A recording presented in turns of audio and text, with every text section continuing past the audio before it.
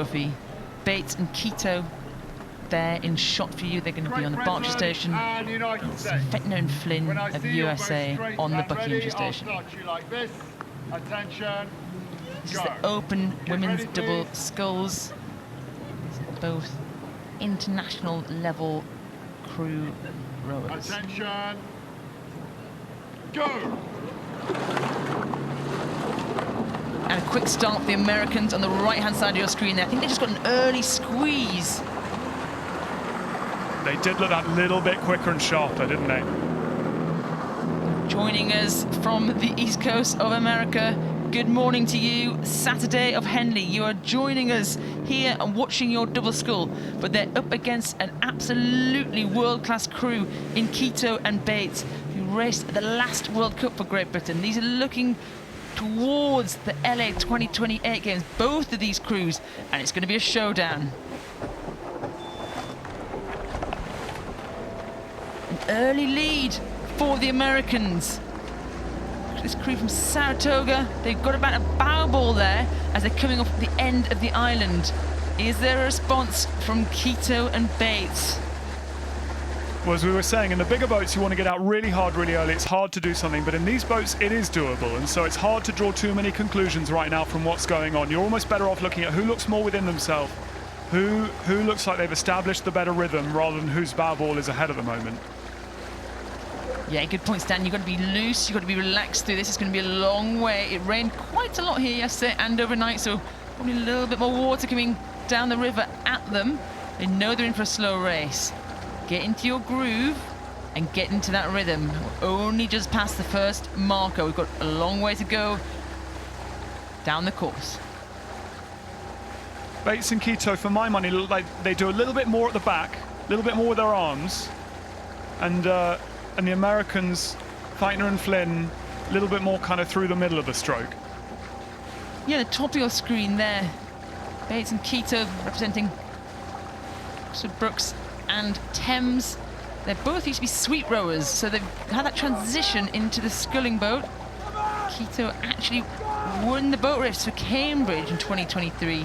And Bates herself, she's no stranger to sweep rowing. She won the island here for Oxford Brookes, so they're strength of the sweep boat and they're moving back through. Look at this squeeze, Stan. Yeah, the Brits do look to be moving through, don't they? A bit of wobble there from that angle.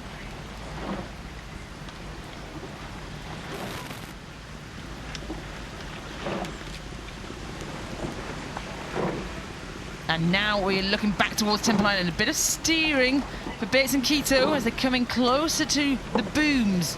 You see here they're moving towards the crowd, and it looks bow ball to bow ball. Those progress boards show you the one and the red 1 and the 2 is telling us and telling the bank how close they are. That is a tight start. It is close. From this angle, it does look a little bit like Bates and Keto kind of chopping at the water a little bit, and that didn't come up as much when we were side on with them. That said, they look to be doing well here. You want those oars to be going down to the water. You want to get them as close to the water as possible, giving yourself the least amount of work to do. So right now, there's a little bit of wind. You see the white spoons with the red tips getting slightly caught by the wind there. But they're doing a good job here because they've moved back through this fast-starting American crew.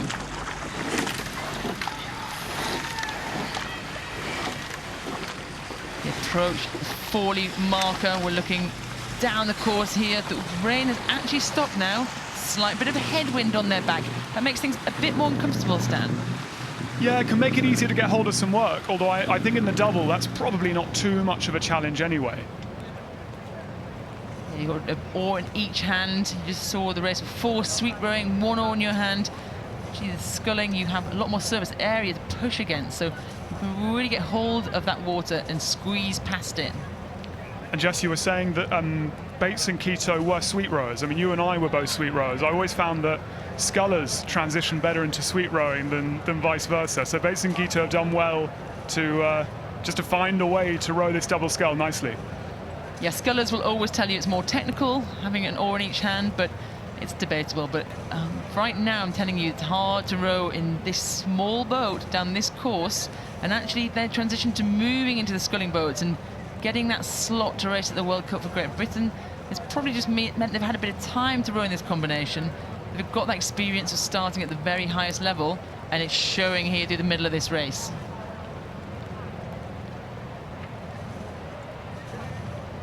Almost breaking clear. You can almost see a little bit of clear water there. Freya, Keto in that stroke seat, in the black stroke seat's actually the back of the boat. They're the person that sets up the rhythm. Bow seat there. So Jenny Bates, famous Oxford Brooks Maroon. She'll be calling the race. She'll be telling Freya, who's behind her, what she wants to do and when. And they'll be doing that as a duo down this course. You can also see a slight little computer at their feet that's telling them how fast they're going, so they know exactly what to do and when, and they both see the same data.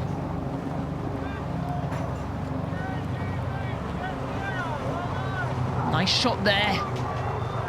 Down at Karina Feitner and Catherine Flynn. Saratoga. A little look across, they're looking at where the markers are. The difference on this course here, Stan, is it's not the same as going down an international course where you know exactly where you are. I think that's right. It's 112 meters further, and you're against the stream, so it's going to take a little. It's going to take 10% longer.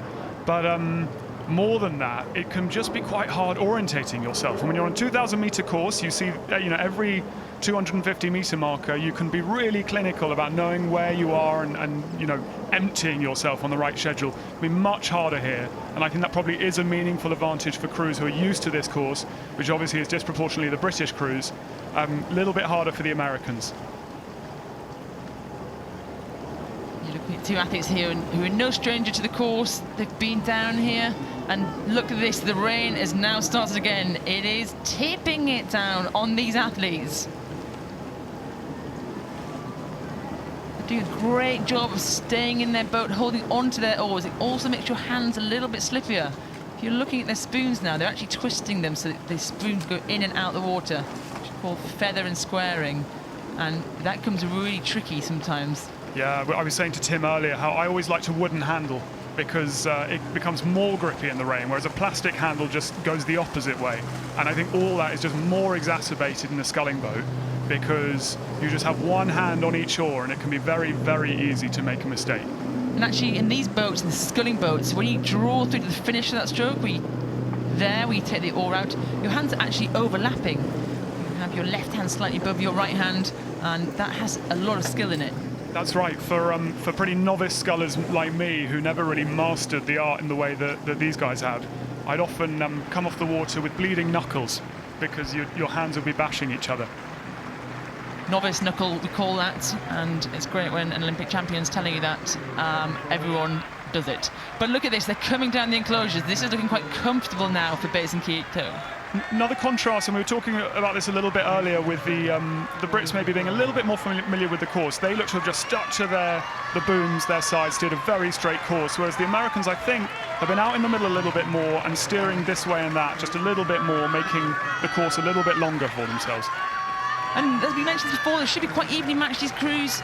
Saratoga athletes are actually in this team and this crew that are looking to be Olympic hopefuls in the future. The same here as Keto and Bates, but they have powered through the middle of this race, and they've given no other option than moving through to the Sunday as we come into the last 100 meters. See the back there of Jenny Bates, Freya Keto in the black, and they're crossing the line in the Stonor Challenge Trophy.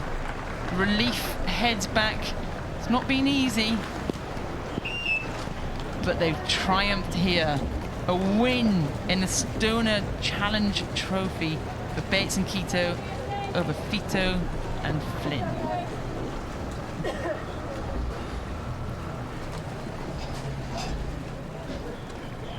Well, a great